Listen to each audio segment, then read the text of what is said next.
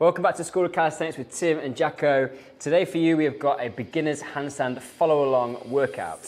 And we're not going to be using any equipment at all today, so you can do this one at home. So the exercises we're going to cover, we've got to break it into two sections, movement patterning and capacity strength. Our movement patterning exercises are going to be a frog stand, a wall handstand practice with some balance, and also I put some shrug and alignment work in there as well. And our capacity strength exercises are going to be a walkout to get some more core strength and some pike push-ups. So to give you a heads up on how the video is going to work, it's broken down into two parts. In this first part, we're going to go through all those exercises, give the demonstrations and the key coaching points for those. And if you're comfortable with all those exercises already, you can jump ahead to part two, where we're going to go through the actual workout together, get through some reps and sets and start to have some fun getting strong. So let's look at the frog stand, our first introduction to hand balancing and getting started, taking the feet off the floor and getting our hands taking our body weight so we can start to progress into a handstand. It's a real simple movement with a few key coaching points. So Jacko's going to go shoulder width apart with his hands. You can see here he's just going to keep the palm slightly off the floor so he can grip with his fingertips. This is a really important part of our hand balancing, that we can use that gripping strength to control our body position. He's then going to bend his elbows and the knees are going to come up just above the elbow and they're going to sit just on the back of the triceps. He then starts to rotate forward, screwing the hands out to create some stability in the shoulders. And you can see he stacked his hips up on top of his shoulders. As he feels confident, he can then put one foot off the floor, he can then bring the second one to join him. And the job then is just to practice that balanced position. You're going to have to feel like you need to tip a little bit further forward than when you do what you want to. And that's just you're going to find that seesaw balance position. Otherwise, you're going to find you constantly just falling backwards and your feet end up on the ground. So lift yourself up, play with it a little bit. This one takes a little bit of practice, but you'll build the confidence, and before long you're going to be holding it. It's such a great position at exhibitors by Dave. So the second movement patterning exercise we're going to look at is taking us from that low down position and working all the way from the top, so into full handstand, but we're going to be using the wall. So we're going to look at the kick up and then the alignment you've got to create whilst you're up there. So hands go on the floor, shoulder width apart, just like they were in the frog stand. All those things exactly the same. Fingers gripping the floor. Tim's then going to go into like a track start position where he's got his strong leg at the front and the other leg outstretched at the back. It's this front leg that he's going to drive with, and the back leg acts like a pendulum because it's nice and long and straight until he finds the wall. You might want to be a little bit selective about which wall you use when you're at home, that you're not going to go straight through it. Make sure it's a nice solid wall and one you don't mind having your feet on against. So then once he's in that position, what he's got to make sure is he creates this good alignment. So he's got to push down into the floor to lift his feet up the whole time. So you see that movement there, the hips drive up, the feet drive up against the wall, and then he's got his tummy tight and his bum squeezed on nice and tight to make sure that this stays in a nice straight line all the way down from the hips to the shoulders, rather than if he goes into an arch position where he's looking forward and you see this shape in the back here, it can put a little bit of pressure on the lower spine, which we don't want. So we need that lift up, bum on, core on, pushing down to raise your feet as high as possible so you're feeling about making yourself long and strong. So now we're comfortable against the wall and we can create a good alignment. We can actually start to practice this balanced skill acquisition phase, which is going to help us to learn that freestanding handstand. So Jacko's going to go up into the kick up just as we did before. The first thing he does in this position is create nice, strong, stable shape like we talked about before, emphasizing that shrug, locking the midsection down. So now he's in a strong position, he's got to start to teach his brain how to balance on his hands. And you can see he brings the one foot off, leaving one on the wall, which is just shifting more weight over his base of support so he can start to practice what it's like with less support against the wall and relying less on the wall for balance. As he gets good at that, he gets this nice long straight line, quads working hard, he's creating some good tension. And now the next job is to see, can you just bring this other leg slightly off the wall, still using the wall for some support, but just gently touching it for the correction when you need it. This is all about time and attention. There's no specific reps and sets, just some practice until you've got both feet off the wall. The second part of the workout focuses on the strength to be able to maintain this handstand. So those first exercises are about the patterning, the learning to balance on your hands, the skill required for that. Now we're going to look at getting strong. So we've got two capacity strength exercises for that. The first one is the pike push-up, where Tim goes from his normal push-up position, and then what he's going to do is walk his feet forward and stick his bum nice and high up in the air. He's trying to get his hips as high as possible so they start to get more inverted compared to the shoulder. from that position, what he's going to do is he's going to screw the elbows so they point backwards, and then as he drives himself down, he's going to be taking his head forward rather than directly between his hands, so they make a triangle with the hands. So when they go out, when his head goes forward, his elbows point back. If his head goes straight down, the elbows end up sticking out to the sides, put the shoulder in a bad position. It's really important we see the movement forward and then drive back up to that same position. Because what sometimes happens is you go forward on the way down and you're not strong enough, the hips drop down, you turn it more into a push-up rather than a pike push-up. You're trying to get that vertical push in. Tim's showing you beautifully there. The last exercise we're going to have a look at is the walkout. This is a great core exercise which is going to help us to transfer force through the chair in our handstand and create nice, strong, stable shapes. Super easy to start off with. Jacko's going to drop into his push-up position. This is just a real key point here is how we set this movement up. If we're in a bad shape in our push-up, we're going to transfer that when we move into the core, into more difficult core position. So we don't want to see this slumping. We want to see the rib cage locked down on top of the hips. Imagine you've got a bowl of water on each. You don't want to allow the water to spill by lifting the rib cage. Bums on, keeping this whole midsection super tight. Jacko's just going to walk his hands out now, and he goes as far as he feels comfortable. You'll get to a point where you feel like if you go any further, you're going to see that back arch and banana. Dave's pretty good at these, so he can actually go out into a real long shape. What we want you to do in this position is just hold out, hang out there for some time, and that's just going to help us really build that strength. Just show him a bad one, Jacko, with the back arch. So when you take your hands out, you'll feel like your back's just going to bend and your bum's going to stick up in the air. Don't train in this position because you're just reinforcing bad technique that isn't going to transfer into your handstands. So let's get into the workout now. Just so you know, it's going to be in two parts. We've got the movement patterning part, which we're going to do first, and we're going to have the passing part. We'll do the movement patterning part first, because that's the bit where you're trying to balance. That's the bit that's cognitively demanding in terms of the brain having to think and having to work quite hard. So we want to do it when we're fresh. So we're starting first with the frog stands, and we're going to go through each exercise in a little mini circuit together.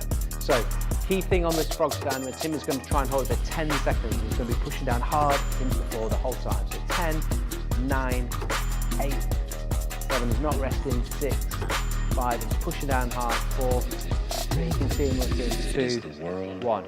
That's a great 10-second hold. So from there, we then go over to the wall, and we're looking at this kick up and working our alignment. So into the kick up, where we're going to be pausing at the top, we're going to do a 5-second pause, and we're going to do them 3 times. So tummy tight, bum tight, reaching up. So 5, 4, 3, 2, 1. And then he's going to come back down. We're going to do that 3 times. We're going to do 3 reps of those. So about time under tension there. Tummy tight, bum tight, up. 5, 4, pushing feet high. 3, 2, 1. Good. That long and strong. Last rep. Kick to the wall. Feet as high. Always pushing the sky. 4, 3, 2, 1. Down we come. And then the third exercise is then actually working on the balance. So you're going to take that nice alignment that you've created, and we're going to take one leg off the wall. We're going to look to hold for maybe like 5 to 15 seconds of actual balance rep. So he's got that one leg off, he tries to just tap the other leg, and then at some point he's going to find that balance point, hopefully, depending on how much experience we've got. Taking off 5, 4, 3, 2, 1. Beautiful, there we go. So that is one round of our movement patterning exercises. You're going to have 60 seconds rest now, or about a minute, and then it's going to be my turn. So 60 seconds rest in the bank. Time to check out Jacko's technique and go through set number 2. Frog stand, please, Mr. Jackson. So he sets himself up, hips nice and high, pushing down. Remember, the key thing for this is trying to get yourself as high as possible. So I'm going to give him 10 seconds. 9, 8, 7, 6, 5, 4. Keep pushing, Dave. 3, 2, and 1. Good. End of the frog stand. So the key point there is keep pushing down all the time. You should really feel like you're trying to lift your hands or so your knees off your elbows. Right, kick up with a shrug. So hands go on the floor. You're going to drive that foot up into the wall, locks down that midsection, pushes himself up nice and tall. 5, 4, 3, 2, 1, and back down. Remember, trying to get those feet as high up the wall, as strong and as long as you can make yourself. Pushing tall. 5, 4, 3, 2, 1. Last rep, breathe in between. Try not to hold your breath on these either, but keep breathing as you go through. Lock in midsection, nice and tall. 5, 4, breathe. 3, 2, 1. So that's that nice long technique of alignment in the locker. It's working hard, eh? Got some capacity strength to come from yet. Okay, the last bit of this movement pattern and circuit then is going to be the balance practice, so you can kick yourself up. Just play around in this position, guys. Like Jacko and I can both pull our feet off the wall and balance, but if you're just starting out, it really doesn't matter.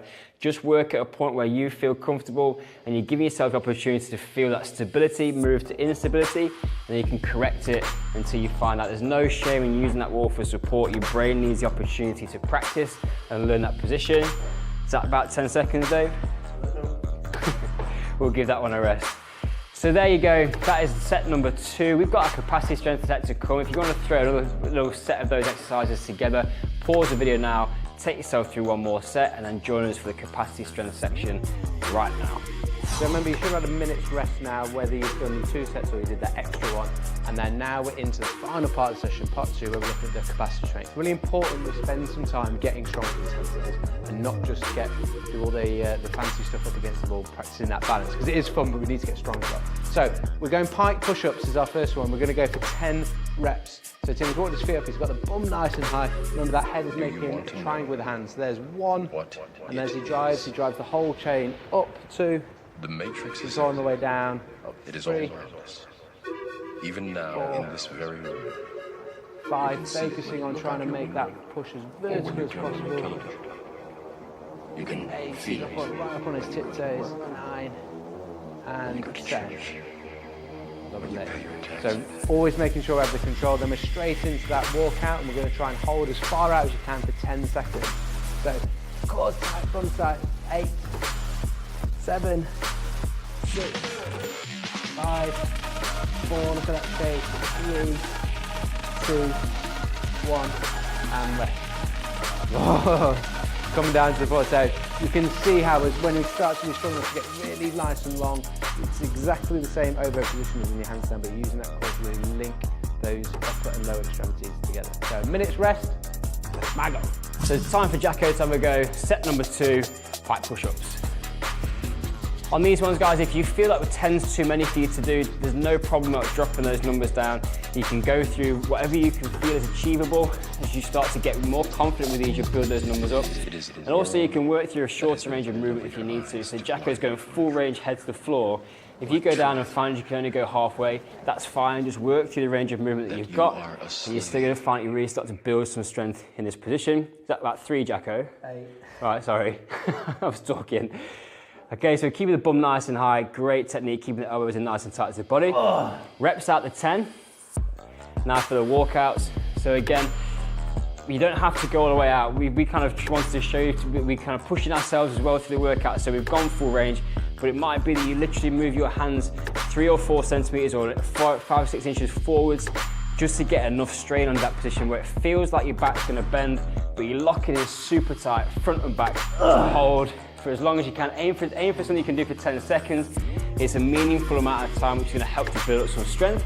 Once again, you can pause now, hit another set if you want to, or if you don't, if you've done enough and you feel like you've put some work in the tank, you can have a rest and a sit down.